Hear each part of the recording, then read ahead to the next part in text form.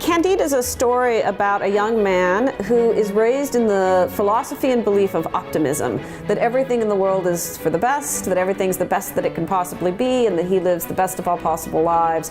He doesn't quite realize that he feels this way because he lives a very sheltered and extremely wealthy life. And as soon as some bad things happen, there's a foreign invasion and the castle's burned down and he's thrown out into the world, he has to keep facing over and over again how difficult life is and how many people are not so fortunate as he was born.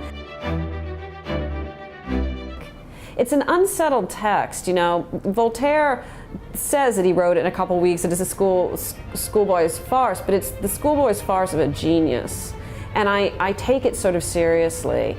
And I want there to be a certain reality to it for all of its kind of insane quickness and 1,000 adventures happening to so many people. What it has to say is sort of important and is very funded. It's amazing, Candide, how relevant it is. Anytime you do it, you almost feel the language was written a week before about current political situations. Candide has this very famous and checkered history. And what's interesting to me is people always say, like, oh, it never works and it has all these problems, but it kind of always works too. Well, it's definitely my first musical, and I've now done these big old operas, as well as, the fact is that every play I've ever made I had music composed for, so that's not foreign to me.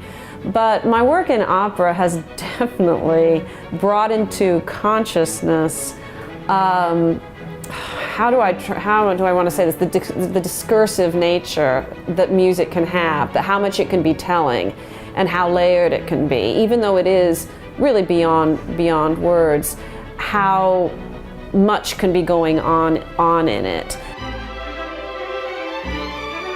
It's really a kind of philosophical argument.